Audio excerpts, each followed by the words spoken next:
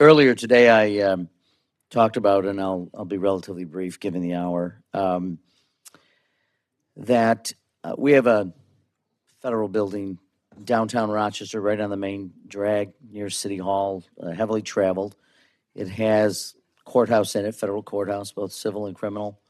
Bankruptcy court, has a number of government agencies, including congressional offices and Senate offices, and a daycare, which is used by not only the employees in the building, but people in the community.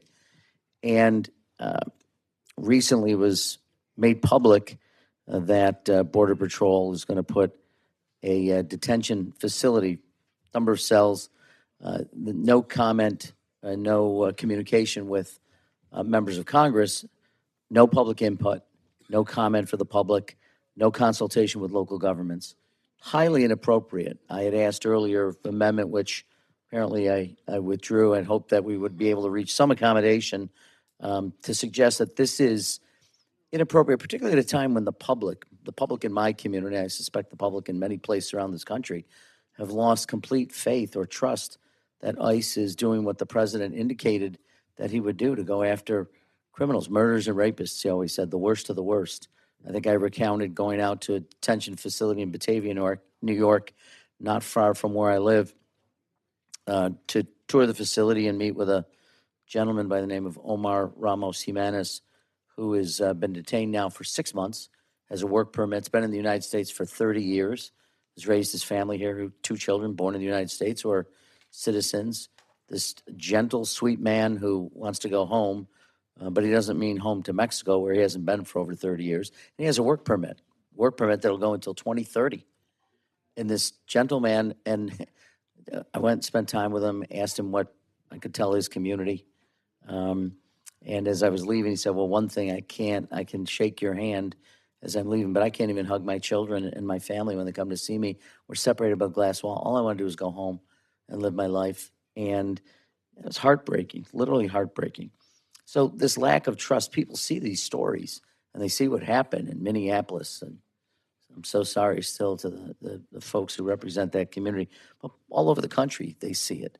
This isn't the worst of the worst. These are people just trying to do, as so many in our families did, to come to this country, the greatest country maybe in civilization, the shining city on the hill. They want to come and have a better life for themselves and for their children. And frankly, I thought that's what the American dream was all about. I thought that was we always talk about the mosaic.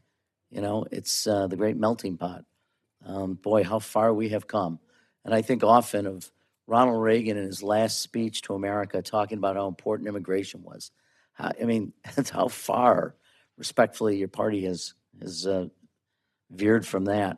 In any case, people in my community are angry, they're frustrated, and so the amendment effectively just asks for sort of simple things you'd expect from your government, that it report to you, that it report to members of Congress, that it gives some indication that they've considered how detrimental this would be, how much of an imposition it would be, how it's not appropriate to be in the same facility, literally across the hall from a daycare center where 40, 50 young children are. If we're bringing in the worst of the worst, this is not the place for them to be adjacent to a daycare center. So I'd ask consideration of the amendment. It relates now, the original amendment was within 500 feet of a daycare center. This is just specifically for the facility in Rochester to ask that they basically follow rules that you would expect any government would do.